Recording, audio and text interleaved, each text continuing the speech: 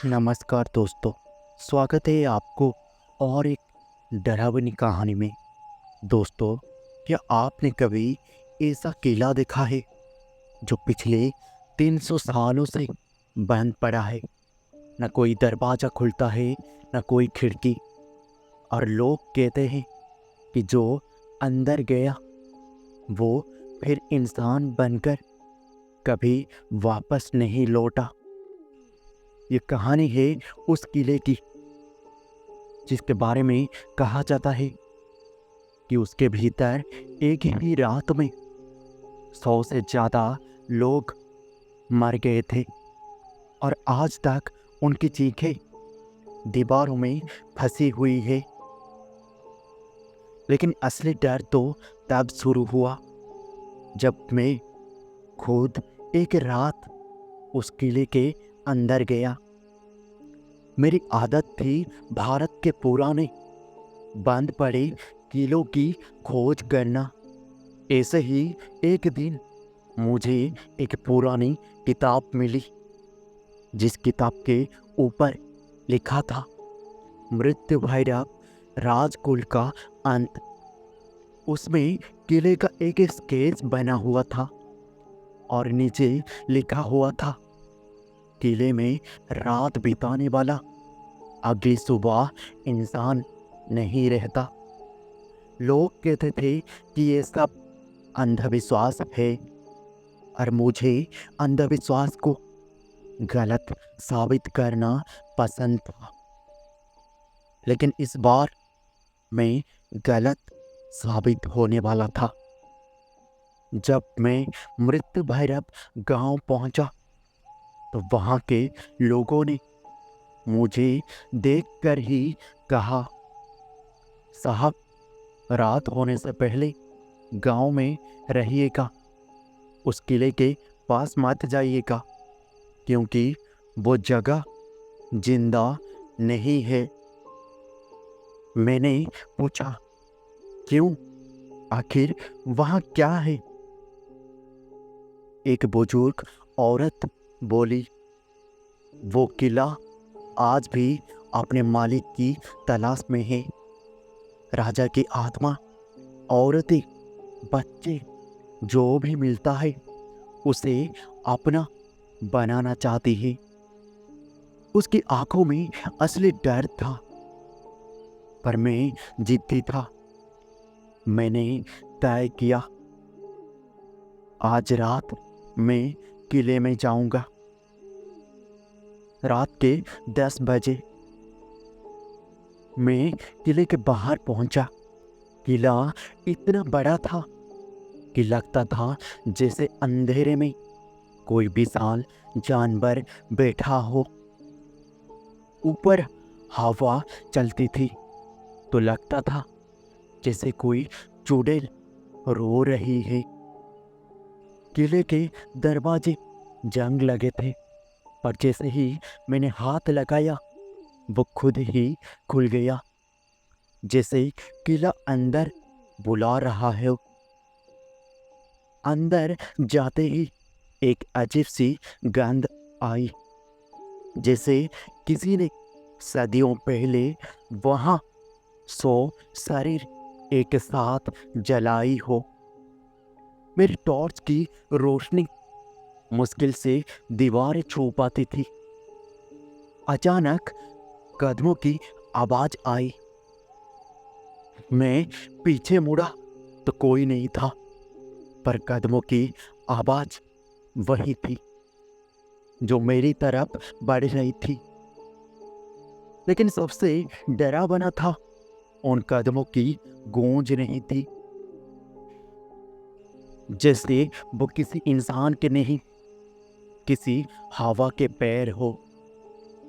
मैं आगे बढ़ा और एक विशाल हॉल में पहुंचा।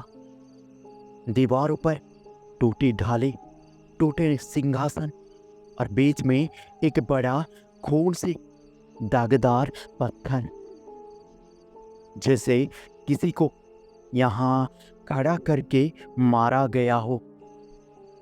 मेरी टॉर्च अचानक बंद हो गई और जब दोबारा जली तो उस पत्थर पर एक लाल साड़ी पहने औरत खड़ी थी।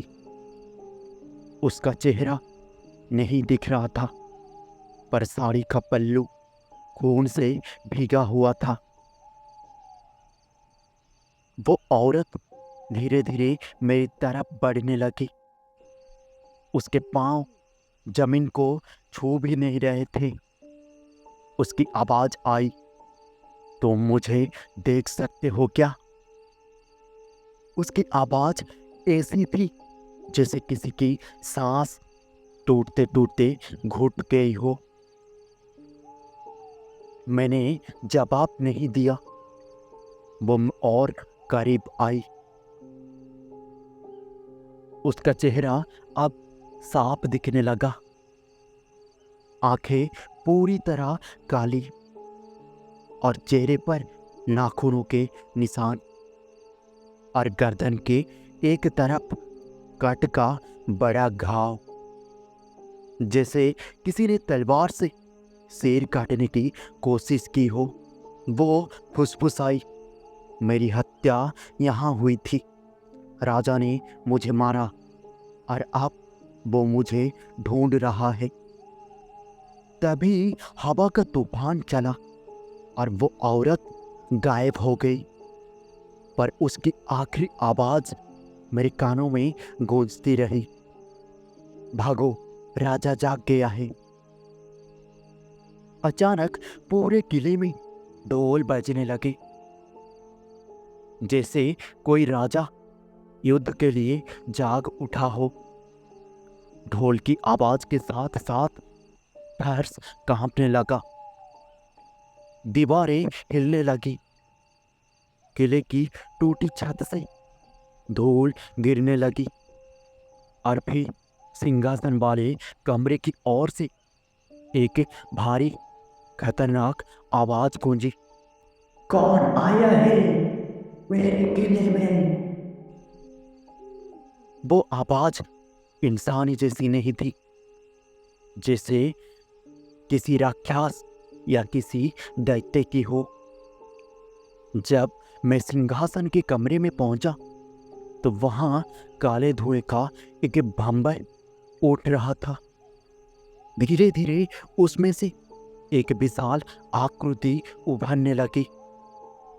लोहे का मुकुट, काली आंखों में लाल आग और सारा शरीर राख से ढका हुआ, और हाथों में खून से लाल तलवार।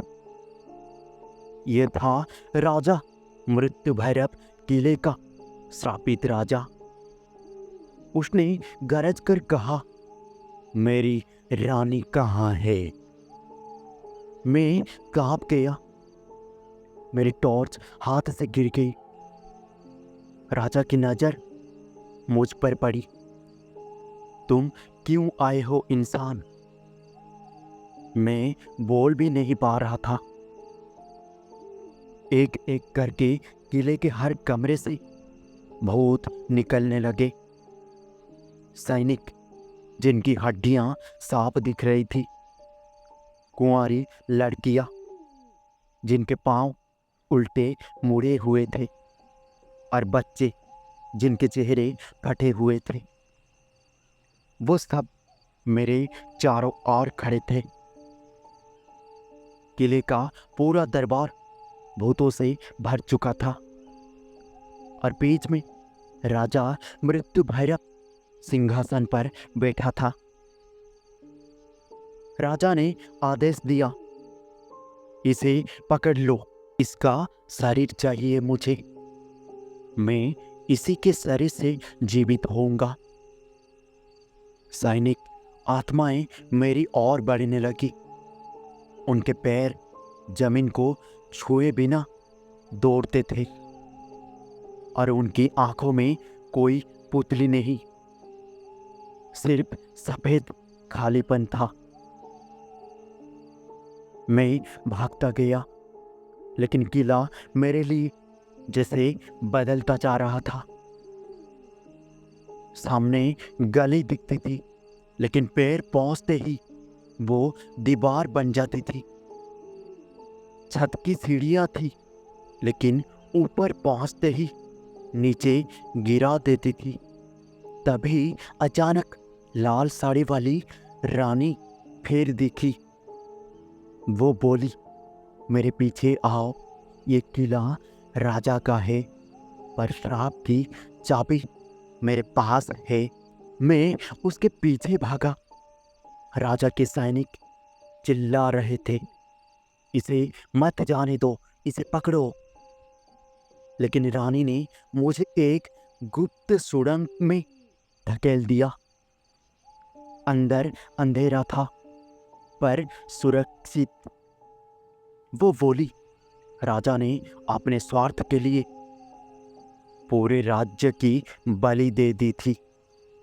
सबकी आत्माएं यहाँ कैद है, और अब वो तुम्हारे शरीर में वापस आना चाहता है।